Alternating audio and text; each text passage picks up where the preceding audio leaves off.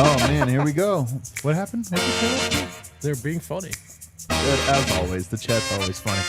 What is up, everybody? Welcome to the DNVR show. Let's go. Man,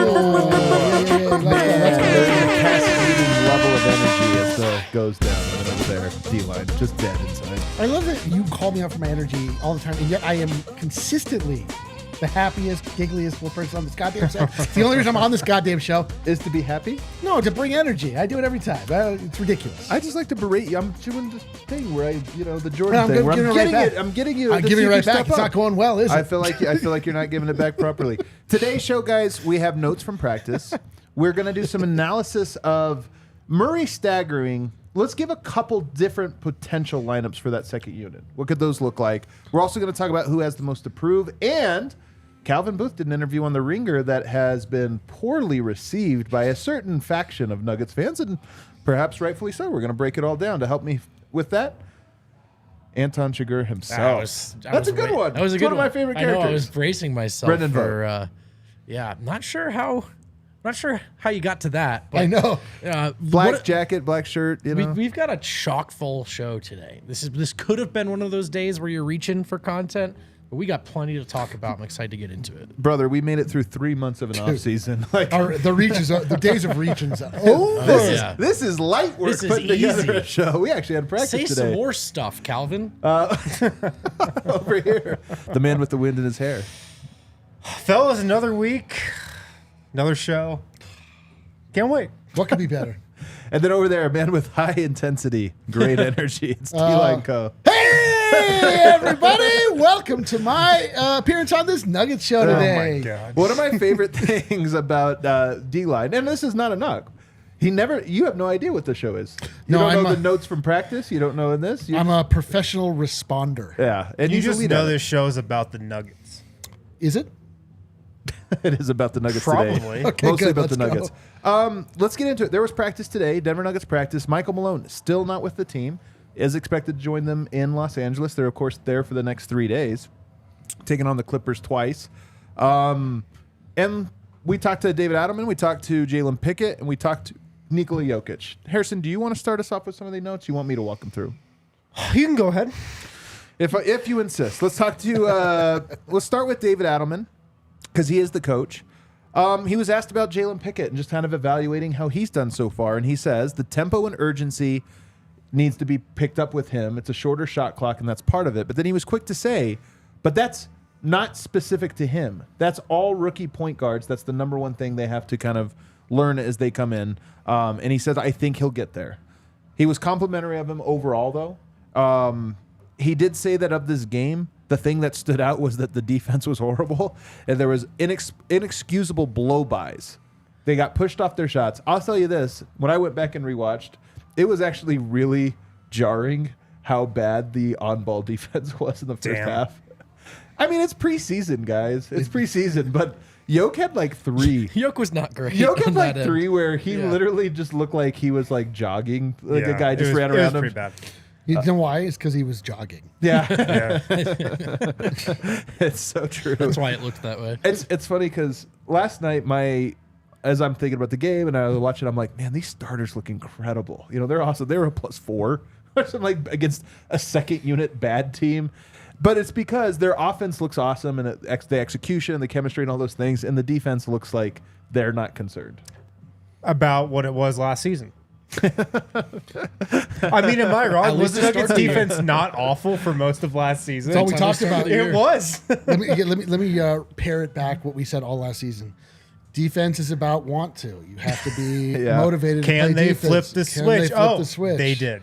I don't. Yeah, Boom, I championship. I still have to see it. I still need to see it. Yeah, they need That was very Malone of Adelman, though, to hit blow-bys and defense after a Oh, win. man. That's a Malone staple right there. Adelman should have come out and been like, we need to be a top 5 defense Yeah. this In season the if we're going to preseason. win a championship. Hold stealing on from a Mike. second. Hold on a second. With Malone, I sometimes wonder if it's an act, and like you're saying, it's performative. You guys have seen Ted Lasso, and he's like, I have to go out there and pretend I'm mad or something. Then he yells at the team, and he's not. I think Malone maybe sometimes does that, but I think Adelman genuinely pissed, and I just think you have to be a special type of person if you're a coach. These guys are not like mostly speaking, don't seem like well-rounded. They have all these interest guys. They just obsess about basketball. And that was my read on Adelman is he comes to the podium today to talk, and I just feel like he was genuinely like, our defense is not up to snuff, guys, and we are not playing championship caliber defense. I mean, you have to, man. Like, You have to be what wired else that are way. you going to say as a coach? Are you really going to get up in there and say, oh, it doesn't matter because it didn't matter last season? Right. No,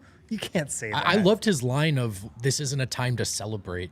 He's like, "It's not Christmas; it's preseason." So I thought that was very Malone, very Malone. This is what I mean. They're No. like curmudgeons. You almost have to naturally have a little have curmudgeon. to. Meanwhile, it's entirely a time to celebrate. They're the reigning champs. The season hasn't started yet. This is banner night. It's not a time to celebrate. It's Here's the thing: if we get up here on this show and we freak out about the blow-bys after a title in preseason, we're being ridiculous. Yeah. David Adelman is doing his job, and Absolutely. with Michael Malone, think about this. Think about how close that defense was to falling off a cliff anyway, and he was beating that drum every single day. Yeah. I honestly think if you pull back at all, the Boston Celtics last year are a good example of just like guys don't really want to play defense every single possession, and if you're not driving them to as a coach, they will take their feet off the gas. Well, I had to get the Celtics in there. Yeah, you like that? That was early segment Bro. one Yeah. Celtics. Like, I wasn't reference. even doing the bit. Did you hear there was like a clip from the JJ Redick podcast? Or I don't remember who he was talking to, but he was talking about how difficult it is to play defense in the modern NBA and how it's nearly impossible because of the spacing, the speed. I think we rules, talked yeah. about this at times last season too. And with it's this team. just, and it really, I mean, truthfully, it requires full energy. Like you have to Yeah. give so much on the defensive end to stay in front of guys. They're so fast. You're moving backwards. You Yep. have to look for picks. You have to fight in between to go. You can't go under screens or you're going to get a shot in your eye. Like there's so many things that you have to be in constant battle for. And honestly, like it takes a toll on your body. So I'm not like, is there going to be, it is is what funny because it's yeah. like, it's also like, this is Adelman's time, right? He's like, Yeah, right, yeah. come on, guy, do it for me. And they're like, I mean, man. yeah. But you're right. Though. This is the point: is that they have to see the trees, not the forest, because they're Right. on this every day, and Right. they know that every day they're building one new tree, and at the end they have a forest. So it's like they're just so in the weeds on it, and it's Have kind of to. hilarious. Have I to. will say though, to what you're saying, I got to give a shout out to my guy Half Court Hoops. You guys know Gibson Piper, Coach Gibson Piper. He just did a really great breakdown on modern NBA defenses, and lo and behold, who is the prime example of how to play great defense in the shut modern up. NBA? I'm not even not kidding you. you. No way. Jalen Pickett. That's a No? good one. That was a good Jokic? one. That was a really good one. No, the Denver Denver Nuggets. Nuggets. The Denver Nuggets. And, to your point, this is the funny thing. And it's why I think Yoke finds all of this so funny that he has to talk to the media. He's like, guys, the real answer is we're not trying yet. Like, we'll try in the playoffs. Yeah. And the rest of the time we have to learn how to, jog through without hurting ourselves and overextension. Nikola Jokic said this last season, and it was one of those things that he says where he's actually telling the truth, but everybody in the Yeah. media thinks he's joking. And Michael Malone will get up there after a game and say, we haven't played 4 quarters of perfect basketball yet. And Nikola Jokic will get up there 20 minutes later and say, I actually think it's impossible to play 4 quarters of perfect basketball. And he's right. Yeah, he is. That's the truth. Yeah. You can't play 4 quarters of perfect basketball. You can play something close to that. You can't play 4 You quarters can of get perfect a basketball. quarter, a Murray flurry, Yeah. a And straw yet- burst. You can't really trust any team, these players to toe that line. Left to their own devices, they will get the balance wrong in the other direction. And that's just why coaches have to be psychos, which is, I think, the original point you were making. Anyway, go check out Gibson Piper's video. It's a really good one. I tweeted it out the other day. Conditioning, he thought was good. He thought the conditioning was good in this one. He said Jokic ran the floor very well, and it was good to see. Now they need to match it with what he called playing effectively, which I'm not exactly sure what that means. But he said you have to do the two things together. Interesting one. He thought, David Adelman gave them a B+, I think, in conditioning. yeah. A B. Was it a B? B, He that's what said he tweeted. pregame yesterday. And I think, honestly, the starters' focus is just to condition Yeah. themselves. That's their number one focus It needs above to be. everything. It truthfully needs to be. Yeah. Jokic looks slow. He's running, but he looks slow. He looks intentional. He looks like he kind of does often, but he does look like he needs to get to that next little step. I mean, when we're talking about top level prime athletes. Like Yeah. they're the level between like out of shape and in shape is so razor thin. I'm not saying he's out of shape, but you know, he can get to another place for sure. sure. He's a little puffy. I'm just saying. It's not peak shape. It's not. The Sombor shuffle on Andre Drummond. So great. I love and then it. the little like waddle back down So court. great. That was, you know what that was? That was a throwback vibe from Jokic. Oh, man. Dominating and gasping for air 7 minutes into a game.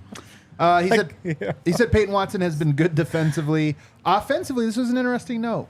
They're mixing him up, having him play the 3 and the 4, and David Adelman thinks that has been a real challenge for Peyton Watson. Not really building an excuse for him, but he's saying, I think one of the things is he's going back and forth between playing the 3 and the 4. And I asked him, what is the difference? He said, with 3, you're doing more ball handling and more cutting, whereas the 4, you're doing more spacing and playing along the baseline. And those are different things. I think that leads to more interesting questions down the road.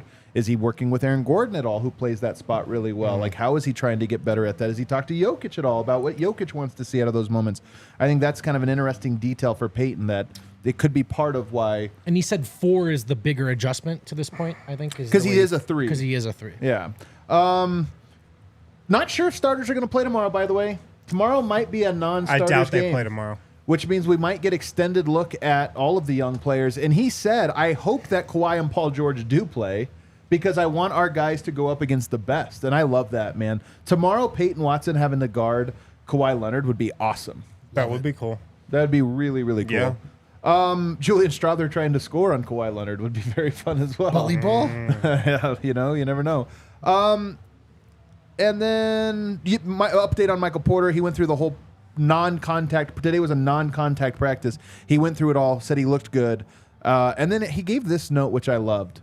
I think Adelman's actually insightful. He just kind of goes through it. He doesn't like alert you to, hey, this is a big thing. He just slips him in there. He says, Mike really knows his body. So he knows how to push himself and like when he's coming back. And I think that's a cool detail to say, like, we're not worried about when or not he's ready. Mike knows he's been through so much that he just knows his body. He'll be ready when he's ready. Mike and Brendan Vogt both know Mike's body. Come on. Studied it. Come on. I do got to still go in there and interview him and stuff, you know? Yeah. I mean, MPJ's ankle sprain was significant, though. Like, that swelled up a bunch. I mean, he wore a boot heading out of training camp that one day. I mean, it was a big deal. It's kept them out the last week plus, so. And Thursday's the best case scenario, right? Don't expect to see those guys they're tomorrow. not playing tomorrow. I would say Thursday. Man, I would say like, Potentially, maybe. the NBA is the quickest league or quickest place on planet Earth to put a boot on a guy too. You know what I mean? Like Maybe we're just not. Maybe we've been missing out on it. Like, imagine how good that might feel. I to have feel a like I boot on. definitely have like twisted my ankle a little bit, and like if I was an NBA player, I would then be in a boot. Oh, Yeah. totally. But so it's hilarious. Like, you're like, oh my god, he's in a boot, and they're like, is he gonna play? You're like, yeah. Yeah, he's fine. He's He's actually, fine. at this very moment, one of the like 700 most conditioned people on the He planet. just gets a boot, you know. I don't get boots. Yeah, like my you're- like- ankle just hurts now. You're like So your dumb. grandfather goes into the doctor, gets a boot on. It's on for 8 months. Right. Your grandfather. We did speak to our Lord and Savior Nikola Jokic today. That was great. He did say the rookies, again, he said this every time, but he said the rookies just play the right way. They all buy into the system. I think, and I asked Jokic this and he kind of blew it off. I asked him like about the funness of being around a team that does this with everybody. And he's like, it's always fun when you play playing games is always fun or something like that. But I really do think that this is a theme that all the veterans point out every time they're asked about this team. The young guys play the right way. The young guys have all bought in. Everybody's bought in. And it's just like, it's such a loud note to me through camp.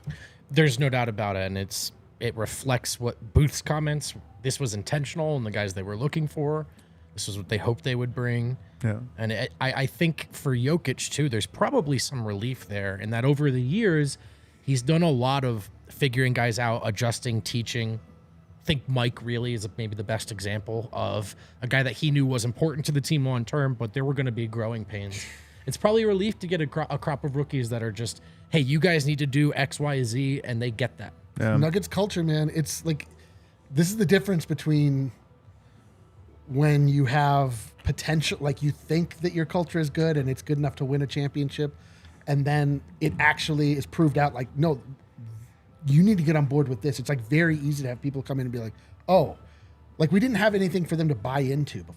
Right, You know, right, It's like yeah. now it's like buy into this because it works, and you're like, oh, okay, yeah, cool. Like I do think though it is also personnel based, and that I think is just resonating from all of the veterans. Just seem so unbothered by the young guys Correct. in ways that they never expressed being bothered by the young guys, but it's so loud how much they Well, like they these guys. expressed it a little bit. A little last year. bit sometimes at times for different It guys. did come up last year.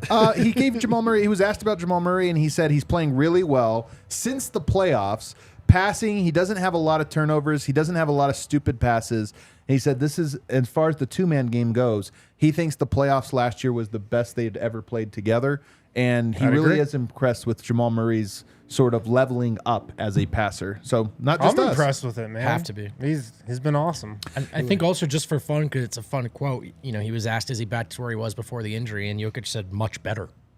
So and you can all see it, right? You can all see it, but it's cool to hear Jokic echo that sentiment as well. But he's passing the ball better than ever before. That can sound almost like a slight and a disservice because for so long, Murray's been improving in that category.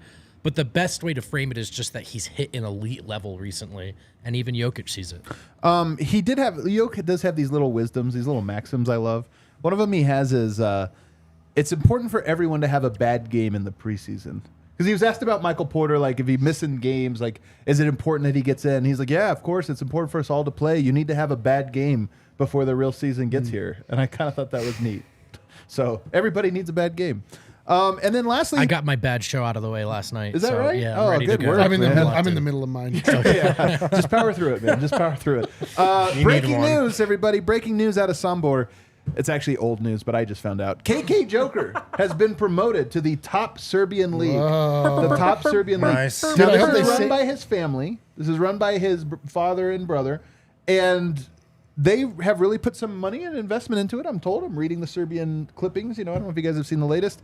And he says that, Jokic says of that, I asked him about it. He says, yes, we watch every single game. So Jokic watching every KK Joker game, which I just love. And he says it's really good for Sombor. They never had that before. Juniors and cadets are playing the best league that they can play in, and the entire city seems to be excited about it. He says it means a lot to me that it is so full of fans. How cool is that? Again, Jokic loves basketball, guys. Loves basketball. He's building his own little mini empire. He loves basketball, and I think above all else, he loves Sombor. Like Oh, I think that- it's like that for like, sure. I think it's like brings him pride to be the true son of Sombor and like bring joy to the city, bring notoriety. You know, sorry, Bruno Lamar, you got knocked off the front page for once by KK Joker news. Yeah. But I just think it's really important to him to, you know, like be, and not only in a way that is performative and he's just looking to be a figure, like he doesn't want to stand out, but everything he does matters, you know. Chat, by the way, it's going really well for KK Joker. They're 0-3 and fired the coach. Hey, let's get Coach Jokic in there, man. Yeah. I'm after watching him coach that scrimmage the other day, though, at the open practice. I'm gonna make a prediction. He coaches KK Joker one day. Guaranteed. Jokic coach. Guaranteed. Yeah. He loves that shit, man. Dude, he's been coaching a lot lately. Like I don't think he would ever want to coach at a super high level. That low of a level. But like first division in Serbia, that seems like a good level for him. You know what? Kareem Abdul-Jabbar once coached a reservation. Do you ever know the story? A high school kidding. reservation basketball Yeah. team. And I remember thinking, like, I think he only did it for like one season or something like that. But you're talking about one of the greatest players ever Yeah. coaching such a low level of high school hoops. But cool. Because just like Jokic just said with his horses, it's not all about the wins. Right. I think that's the same philosophy he would apply to coaching.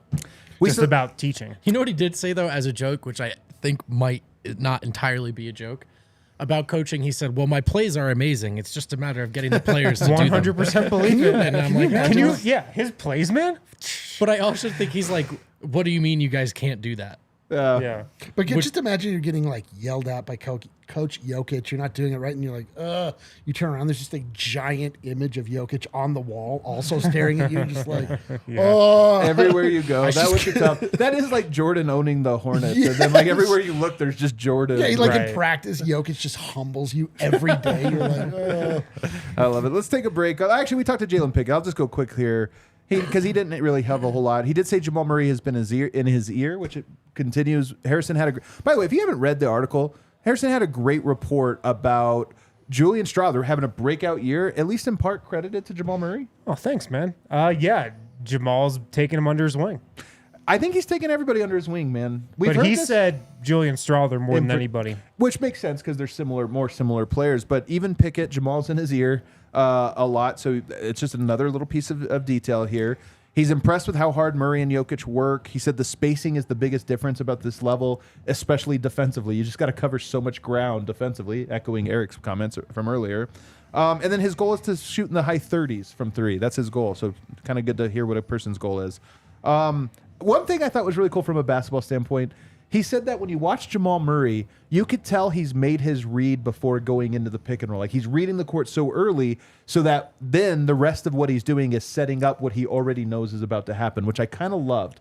And for Jalen, of course, like everything happening so quick, he's just trying to react as quick as he can. But it just shows you the layers to a player where he's like, Murray, you can tell he did something because he knew exactly how the defense was going to open up the passing lane.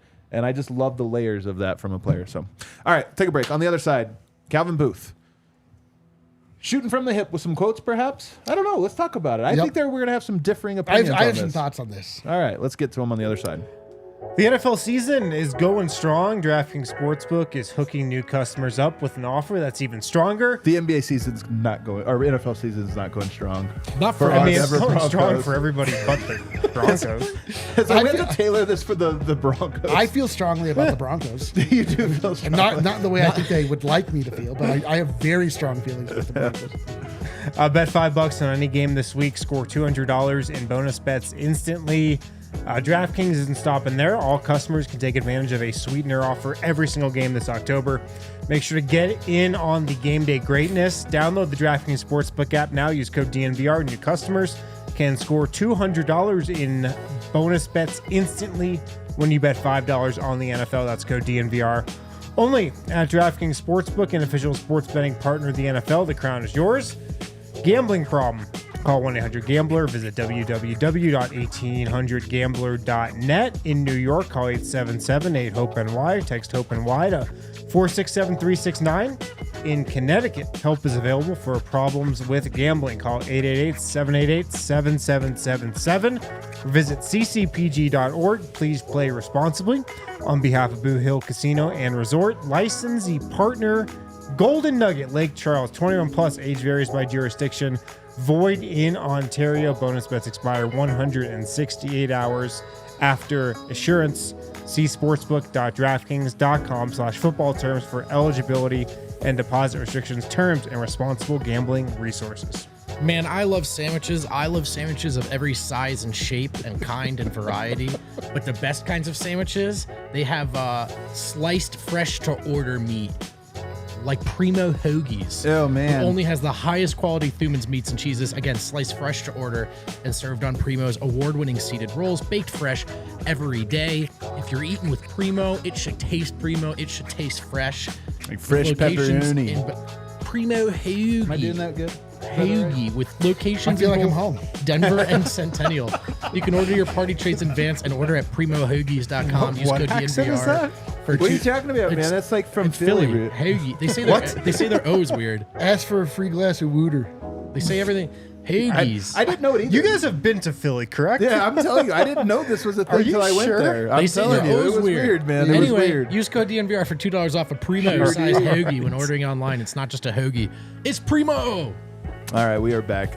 All right, well, an article dropped today on Ringer.com from one Kevin O'Connor, and it was on the Denver Nuggets. By the way, you know, most popular topic right now over the last like 5 days are the Denver Nuggets building a dynasty. This has popped up out of nowhere over the last 5 days. Maybe it's Not because they said it a million times at 100 media times, day.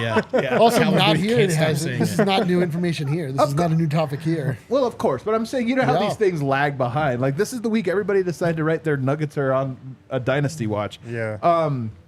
But in it, there was a couple. You wrote these down. Do you want to take this here, Win? Why don't you read some of these quotes that you found to be especially incendiary?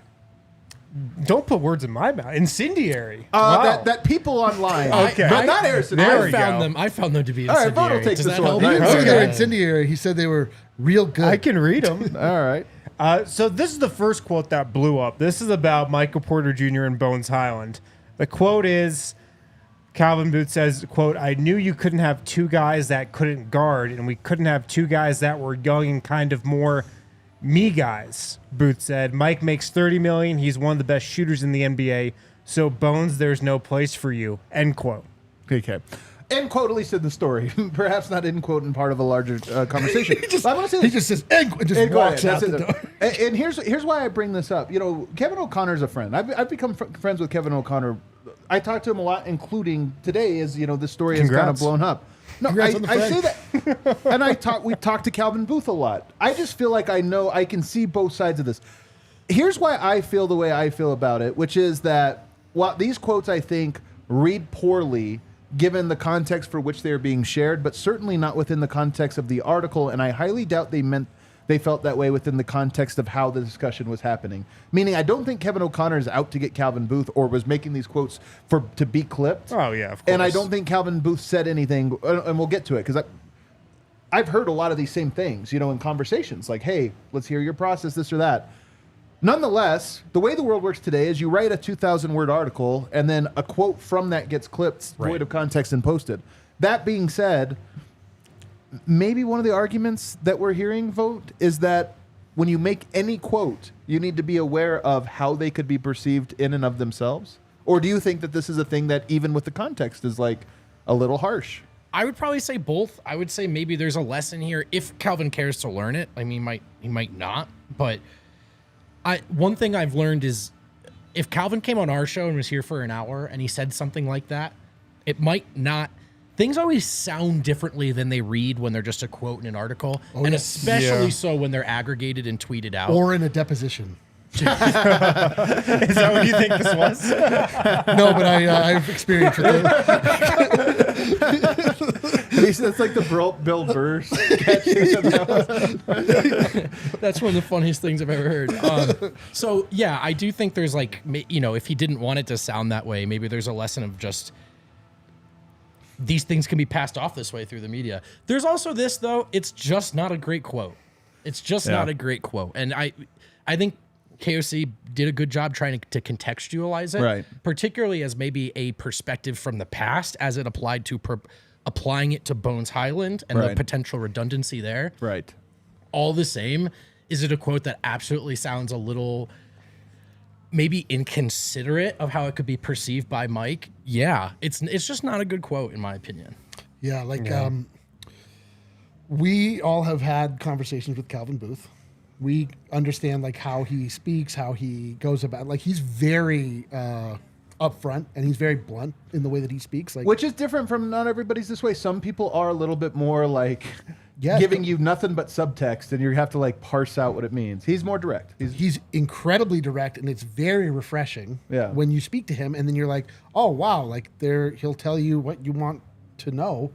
And he'll say it in a way that you're having a conversation with a person that you are familiar with and friendly with, and the way that we would talk off camera about whatever. And so the experience that I have with this a little bit is that Brandon Spano, our CEO, has been, as we've opened these different markets, he'll go and he'll do these interviews with guys. He'll go and sit down for 3 hours, and it'll get parsed into these 3 or 4 weird quotes that are whoa, that is not. He's always I can't believe how is that how I come off? It's easy. Yeah. It is very easy to lose the just the part where he's just talking to KOC in the way that he wants to just be friendly with him. And then when you write it, it's oh man, that's a little rough. And I can imagine when they were doing this interview, and you can even tell by the context that it's written in, Calvin's referring to the beginning of last season. Right. And the beginning of last season, we didn't know Michael Porter Jr. was going to make this leap defensively. We didn't know he was going to buy into the role like he did all of last season. I would have probably bet against both things to the level that he did. That's part of what's such a great story about Mike. Yeah, absolutely. That was the story of last season. I think the coolest story of last season was Michael Porter Jr. leveling up as a defender, buying into his role.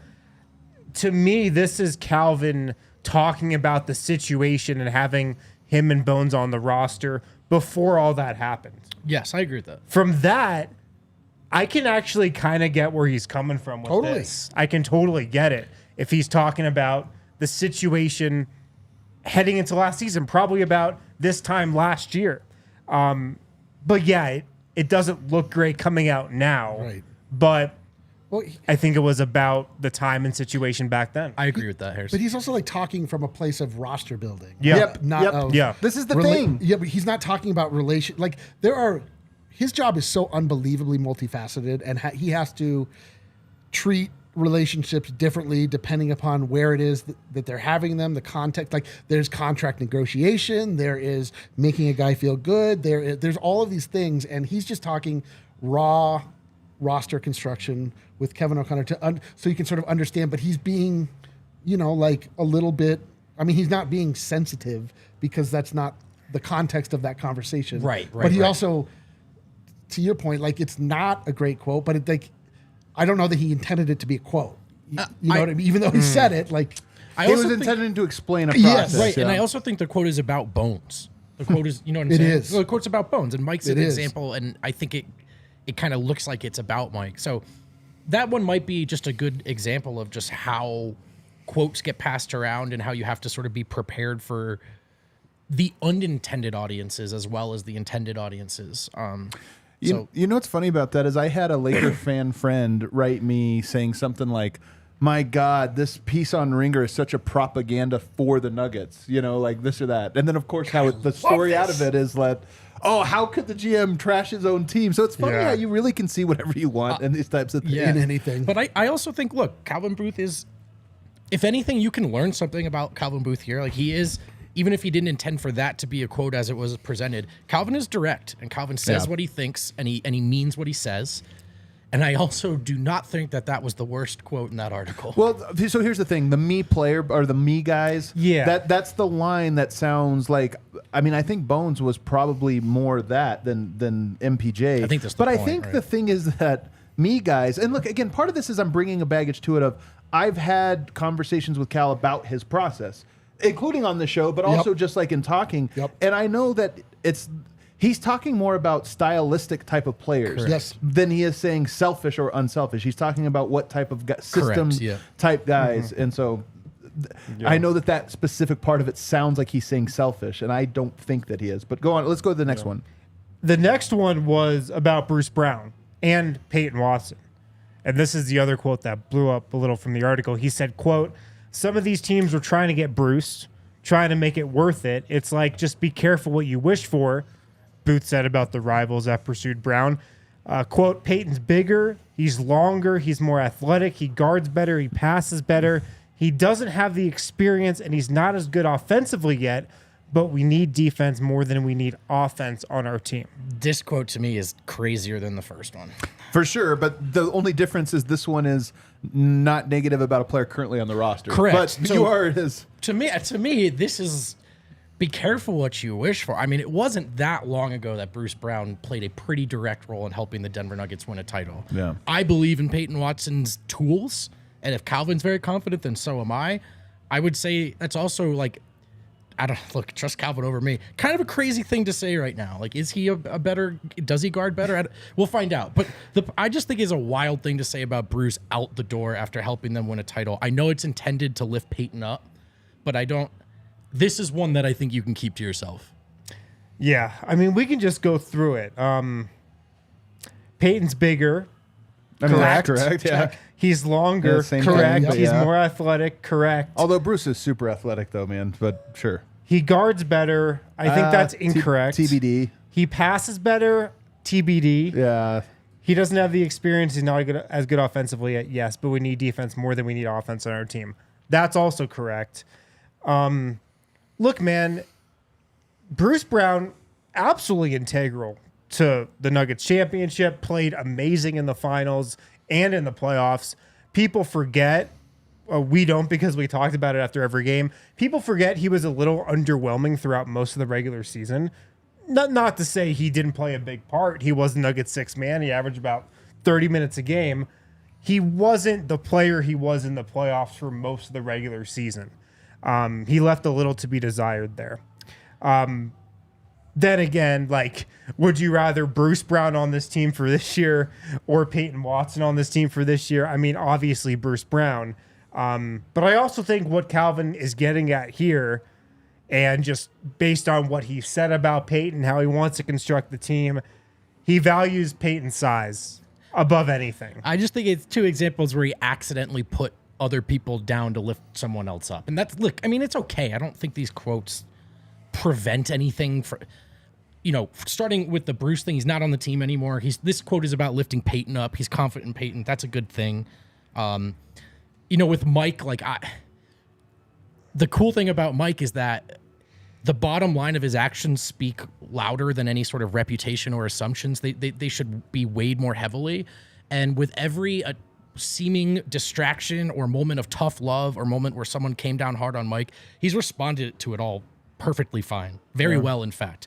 So this will all be, I just think maybe both of these quotes kind of accidentally sound like he's putting someone else down to lift the other guy up. And because in part he is, and he's explaining his mind frame about, we think that length is more important than the things that Bruce grabbed. We think that, Bones was maybe redundant. Redundancy is a killer, and we already had that skill set, so we don't need it. And we have Mike, and that's all we need. We just need one. That was kind of the point. So I think that the things he said were not necessarily mean in spirit, but they were things that sadly come with the territory, which are, you kind of always have to be guarded for how you have to be so careful. And here's the one thing I'm going to push back on that just bugs me about it. Nobody ever is honest about anything in the NBA. I've been doing this 9 years. Next year will be my 10th year doing this. It's silly to me what a circus it is. How much people are guarded, how much they lie to you, how much they do all these different things. Players won't give you anything. Because they do this even more. Cal barely talks, and I look at this one and I go, to your point, Eric, I love how direct Cal is. Yeah. I feel like I do too. I feel like I personally have a great grasp on the vision and philosophy of the Nuggets, more so than even under Tim, who we all loved as well, because of that transparency and that honesty, and it's worked for that. I kind of feel like today might have been the day where it's like, maybe it's a little different going forward. And it's a natural thing. It's not even anybody's fault, but it's one of those things where it's like, this is why guys can't be fully open or honest. And it is his own fault. Maybe he went too far and should have been a little more careful with this or that. But at the same time, I do think fans just love. Dude, especially on Twitter. Twitter is a place that is designed for people to crucify other people. It's like people spend all day just on Twitter waiting for someone to screw up so they could be like, ha ha. Dude, 100%, man. I mean, one thing you appreciate about Calvin Booth is based on what he's said publicly, you know exactly how he wants to build the team. Oh, exactly. And then you can see it, and then you can follow an arc. You never get that type of just you never get that type of transparency from a GM. You never do. Right. And with Cal, we know exactly how he wants to build the team. And I respect that. But specifically with that Bruce Brown quote, what he's saying is we couldn't overpay for that. Right. Somebody else is overpaying for Bruce Brown because of the success that he had. He said, be careful what you wish for. He's just saying okay. And you know what? You know what? He's right. He is right. Indiana did overpay for him. That's the point. And he will not live up to that contract. And then it's mostly from the Nuggets perspective of you think it was Bruce and there's more to us than that. And you lured Bruce away, but we have this prospect loaded in the wings. I get all that. I don't think he was trying to be malicious with any of it. And I think on this show, we have to do a great job of trying to explain the context. But I also think there's just some realities to media literacy that's it's not about what's fair or not or what's intended.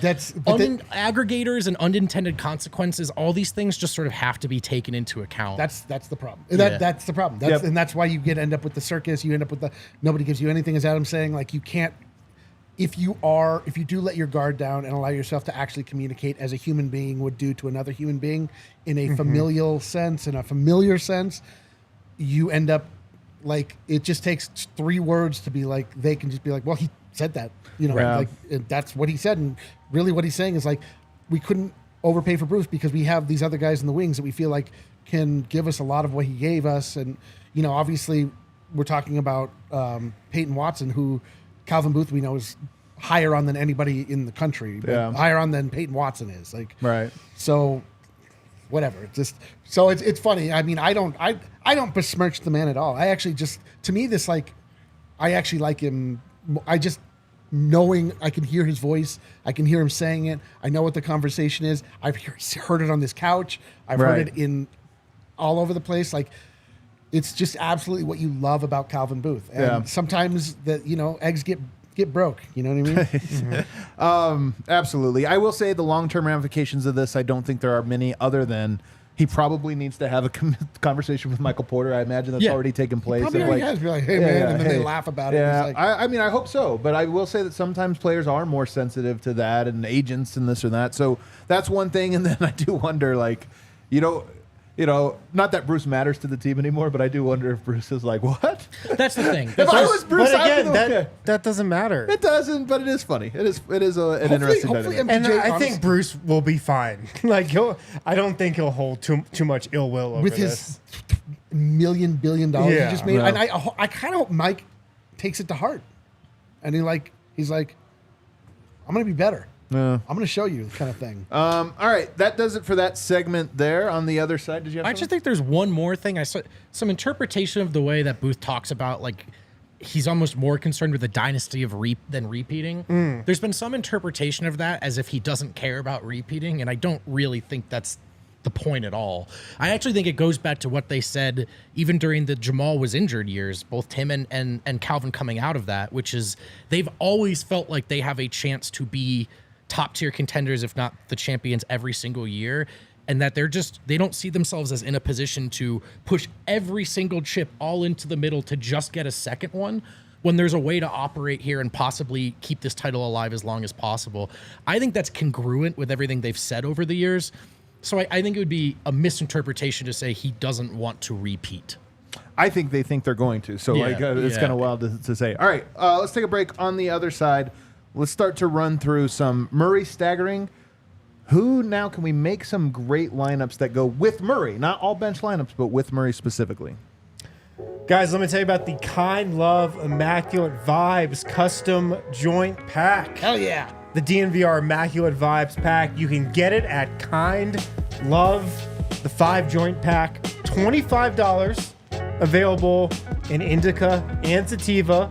Same discount code applies. So use code DNVR.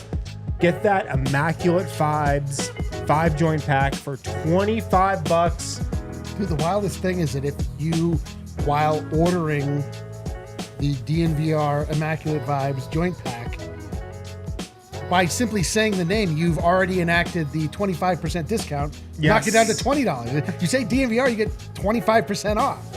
There you go. You can get it at both Kind Love locations. They got stores in Cherry Creek or North Denver.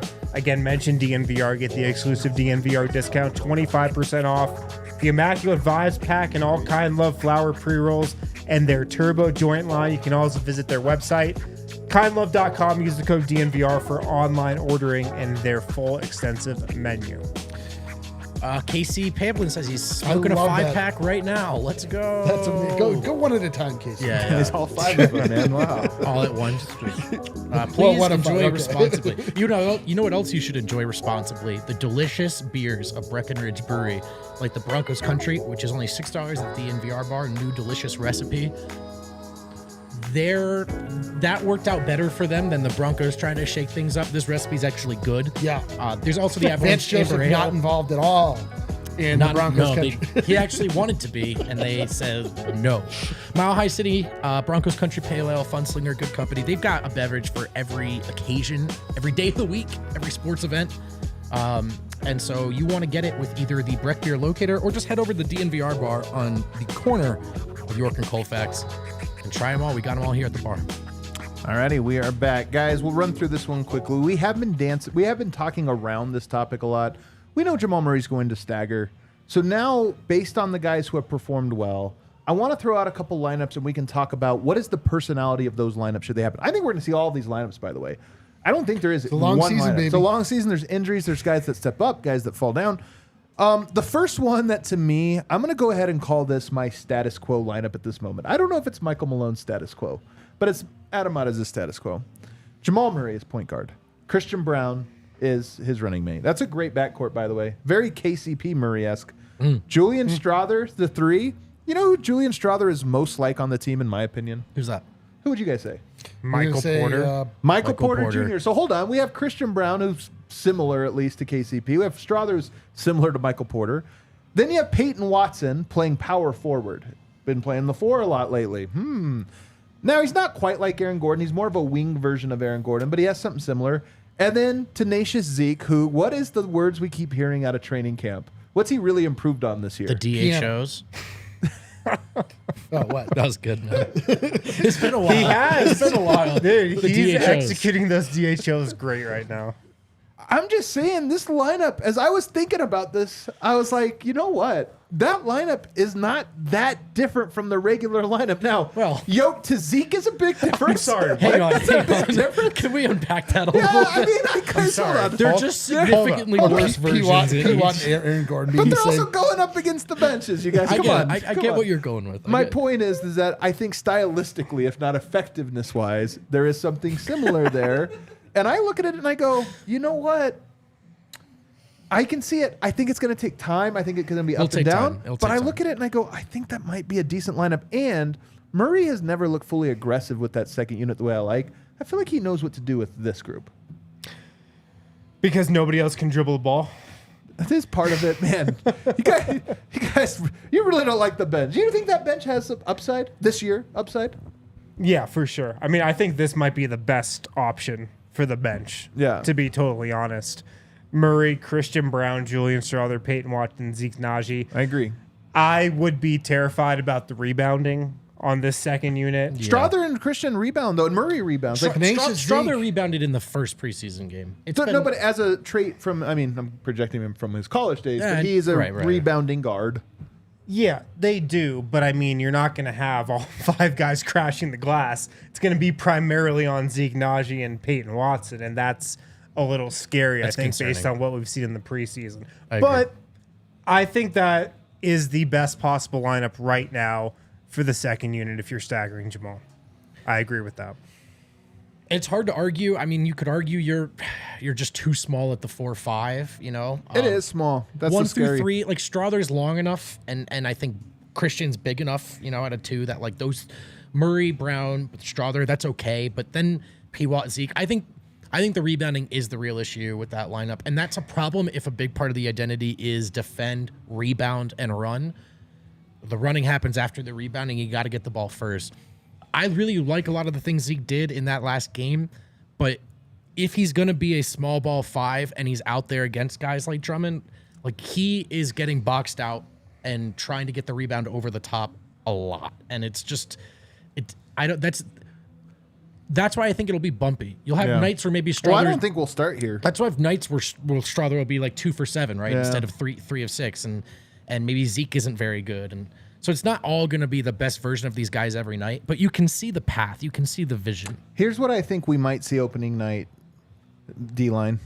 Jamal Murray, Christian Brown, Julian Strawther. I don't know, man. I just wouldn't be surprised if we saw him opening night. I feel like he's got to be in there. Justin Holiday and DeAndre Jordan.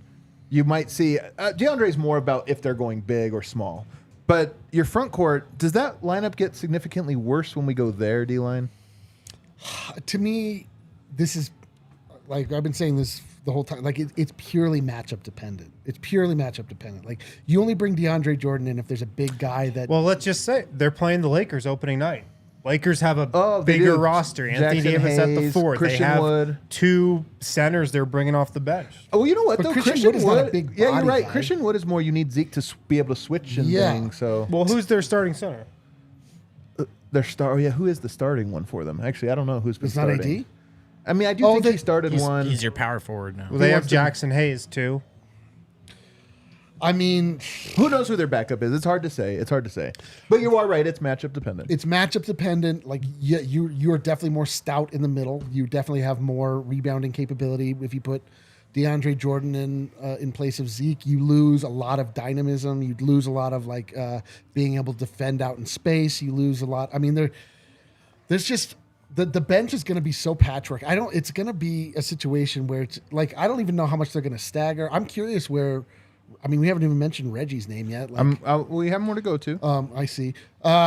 So, And Justin Holiday, like we've literally haven't seen him with the bench yet. He's been starter the entire time. So it's for some reason I trust that one just a little bit worse, and it's weird because Justin Holiday seems more solid than Peyton Watson, but just the fit of it seems a little bit different. What about this one, Wind? Jamal Murray, Christian Brown, Peyton Watson at the 3, Justin Holiday at the 4, Zeke at the 5. Now you're talking about Watson and Justin Holiday. Neither one of those guys seem like reliable floor spacers. Christian Brown, that one might be your best defensive group, but do you lose too much on offense? You're really relying on Jamal Murray a lot in that lineup. I mean, Jamal Murray, Christian Brown, Peyton Watson, Justin Holiday, Zeke Nnaji. The base setting for every offensive possession is Jamal Murray pick and roll with Zeke Nnaji. I don't know if you want to back yourself into the corner like that early on. Yeah, I don't know. That sounds like a not dynamic enough group to me. Yeah. Could be a lot of Jamal running around. That's what it feels like to me, yeah. And not because there's nowhere to go, not because he's doing something wrong. So here's the second most likely opening night second unit, in my opinion. The second most likely. It might even be the first most likely. I might be too high on the Strawther train. Jamal Murray, Reggie Jackson, that's your backcourt. Christian Brown and Peyton Watson, which Peyton Watson maybe is Justin Holiday instead, but that's your front court, and then Zeke Nnaji at center. To me, that's the one that I look at and I go, here's the point of this exercise. The Reggie Jackson lineups just don't make a ton of sense to me, not from a how good or bad is he, but from a skill set standpoint. Is he your on-ball guy, so is Murray off-ball? Is he an off-ball guy? I mean, he is a decent catch-and-shoot shooter, but does that make sense? Do you lose your height because you're basically playing him at shooting guard just by playing him? And then now Brown has moved to small forward, Watson to power forward. Yeah, I mean, the Reggie thing is a whole topic in itself. Because if you go based on what the Nuggets deployed last year, it was usually always a 2 ball handler look off the bench. right. Jamal Murray and Bruce Brown.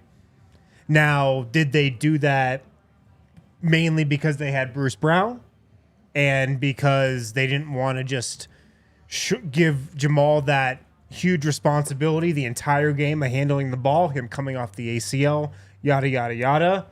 And, do they look to shift that up this year because they don't have that solid second ball handler like they had in Bruce Brown last year? I don't know, man. I mean, the bench unit to me is still just a huge mystery. And we only have 2 preseason games left. Yeah. And I think part of the reason for that is Michael Porter Jr. hasn't played, so we don't really know what Justin Holiday looks like with that second unit yet. There's just a lot of uncertainty, more uncertainty than I think I was expecting at this point. Yeah, and do Reggie and Jamal, should they be on the floor together? Do they have to be on the floor together?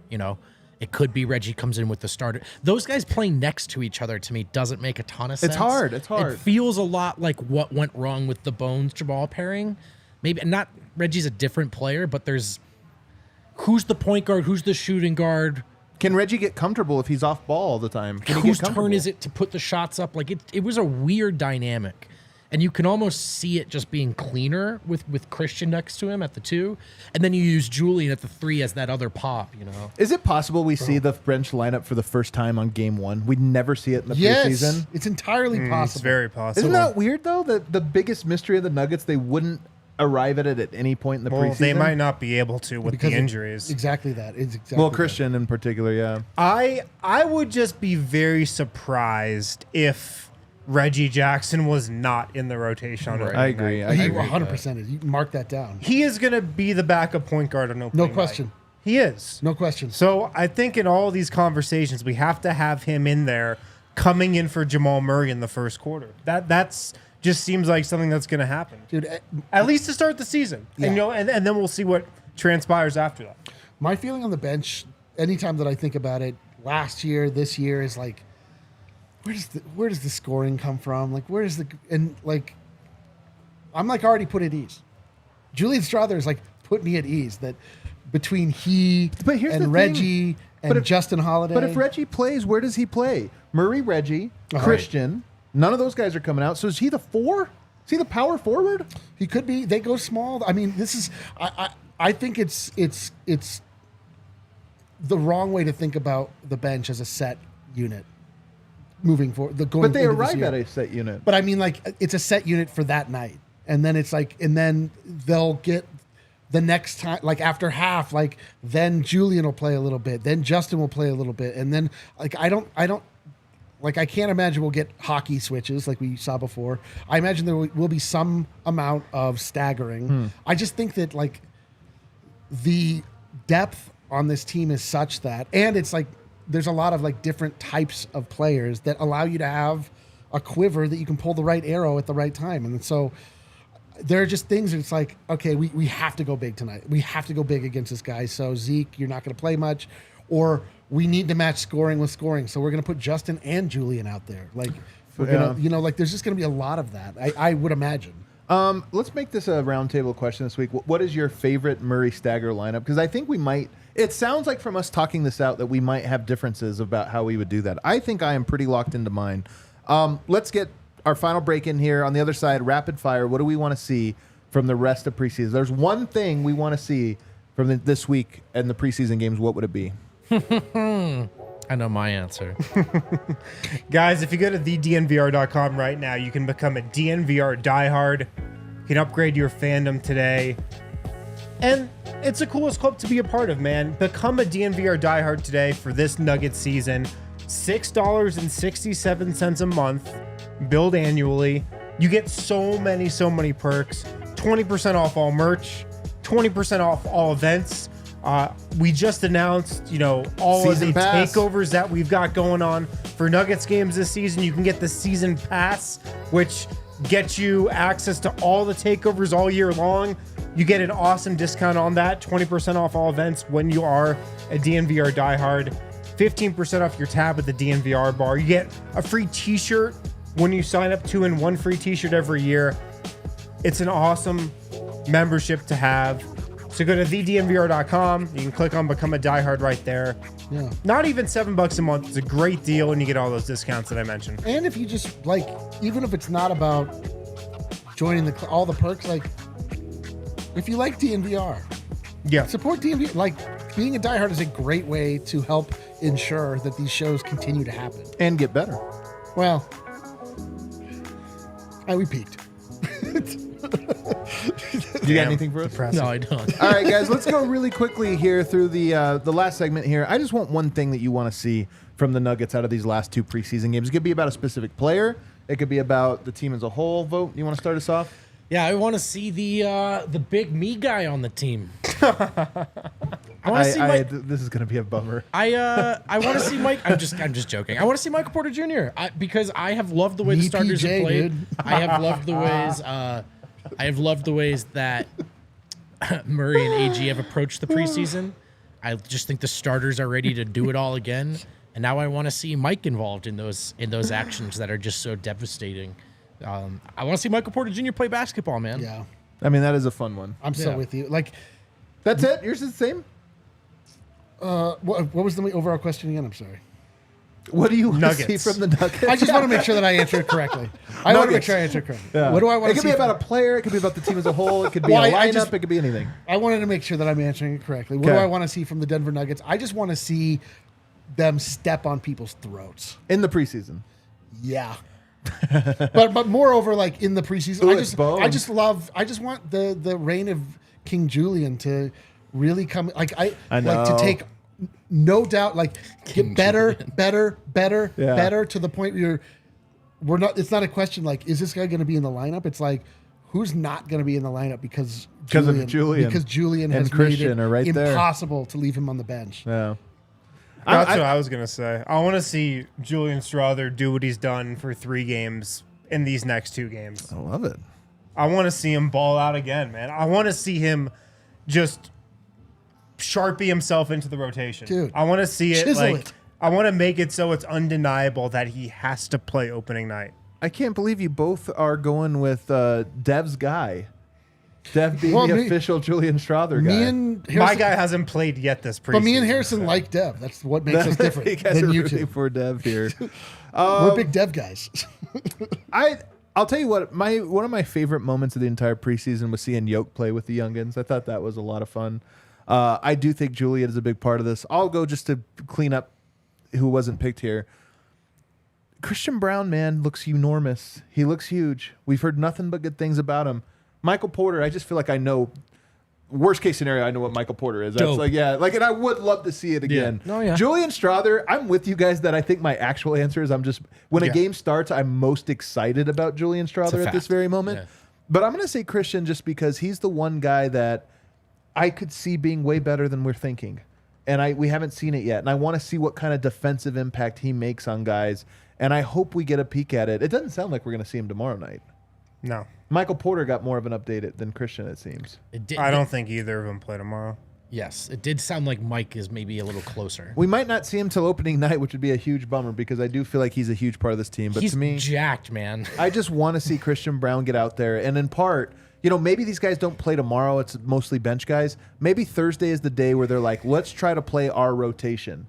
Let's not just all of our guys. Let's try to play the guys in the moments and minutes that they're going to play, at least for a half, to get through it and see what a rotation looks like. Do like a real dress rehearsal. A real dress rehearsal, for sure. Yeah. And to me, obviously that requires Mike, that requires Christian, but it also requires, okay, let's see who goes out on the court and who plays. By the way, Bones Hyland, noted in a recent Ringer article, he will be playing a lot of minutes here probably over this next He's played couple well. games. He's played well for the Because Clippers he's so a far. good player. Bones Hyland is a good player. He's a really good prospect. He for is sure. a really good player. Like there's No, he's a good player. I didn't mean that as a difference. I'm saying he has holes in his game, but he is like really talented. He's a really nice kid. No, like we all obviously have a bad taste in our mouth from the way that it ended. Bones. Are you But I kidding like me? I was not I referring to Bones. I still am a Bones believer. I hate that he's gonna do his best to reverse Mile High City Baby us. Like it's gonna be bizarro Mile High City It Baby is us. preseason though, also. But even he is still, going to it's- smoke. I think Pickett or Colin. Like, oh my god, he's so much. He's definitely Yeah. going to get shots up. That's happening. That's a tough matchup for both guys, man. It's gonna suck. It's gonna It's suck. be rough. We got a couple super chats, Scale. The people super chatted. James Davis. Somebody said Wynn gave Adams Christian Brown. Yeah, he left him for me. Wanted y'all to know I wore my Smug It shirt around LA yesterday, and some Lakers fan thought it was a sarcastic anti-Jokic shirt. So this is what it's like to live rent free. Yes, it is, baby. James, I want you to know that I also wore my Smug It shirt around LA recently. Good job. Keep up the good fight. Marina, are you guys still planning to start a Who's Your Daddy chant at ring night? Won't be there in person, but it'd be hilarious to hear it over the TV. I know I've mentioned that at one point this offseason. I think it'd be cool. This is out of our hands, and it will definitely happen. It would be great. I think it should happen. It'll definitely happen. I can't believe how much. I can't start it. The wildest thing is that we're now into dynasty talk. Oh, yeah. But the talk before this was how the Denver Nuggets have been incorrectly doing the offseason, incorrectly celebrating their Yeah. championship. They're too happy about it. Not approaching with the appropriate reverence for They the should have acted like they've been there before. Yeah, You know it what is. they they should never have. for the team of yesterday. They need to approach it with a certain amount of deference and reverence. Yeah. So who's your daddy? Malone should show up with like a little ribbon, and after they give all their rings out, he should give it to the Lakers and just be like, for a very hard fought series. Every For game a seemed like it was Yeah. close. Really, I think we're going to really need our hard guy fought. Vince to start it. Vince sits behind the basket, Oh, who yeah. starts every chant at the Oh, Nuggets right, games. right. Yeah, dude. He actually, funny enough, started a chant at a karaoke bar that we were at one night. He got up, he submitted his name. Kale was there, I think. I was there. I was You here were for there it. too. He went up for his turn on karaoke. Instead of singing a song, he started "Let's Go Nuggets" Dude, I love at the the idea. karaoke bar. I love the idea. That's a also power that, move. That Harrison Wynn stands up from his media table. No, to I just be said like, I can't do it. Who's? I said I'm not the one who can start it. It's got to be Vince. Hey, all the more reason to come to a takeover. That was a takeover night where we after partied at karaoke. We had a whole Yeah. group of homies. So that's one more reason to sign up, get your season pass. Come to all the takeovers. I just love the idea of going up when it's your turn at karaoke and not singing a song. Dude, let's go Just Nuggets. starting a "Let's Go Nuggets" chant. Absolute it's a great legend. move. He's like, Vince, and your song is "Let's Go Nuggets." By the way, guys, we are as a 1 week and 1 day away from opening night. If you have tickets, go to the banner night. It's going to be unbelievable to be inside that building. We're going to be there for at least the first half. I know these two will be staying there for the entire game, but we're going to catch a lot of that. But we're having a hell of a watch party that night. You could start the outro music, Kale. It's fine. We're having a hell of a watch party here that night. We're going to be giving away signed Golden Era books, giving them away for people who come because it's sponsored by Bet365. If you are signed up or if you sign up in front of them, you'll be getting a free autographed copy of that. So if you don't have plans for opening night, it's a Tuesday night. It's actually early, right? Because it's the first game.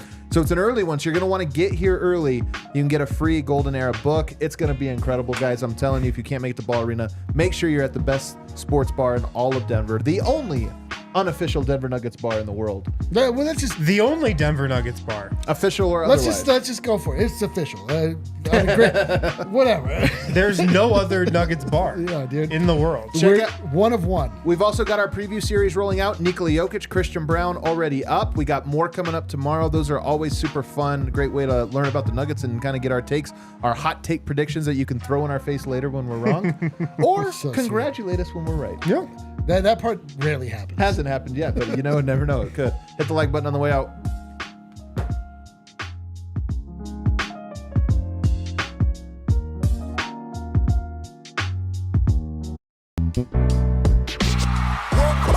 We all silly like the mayor.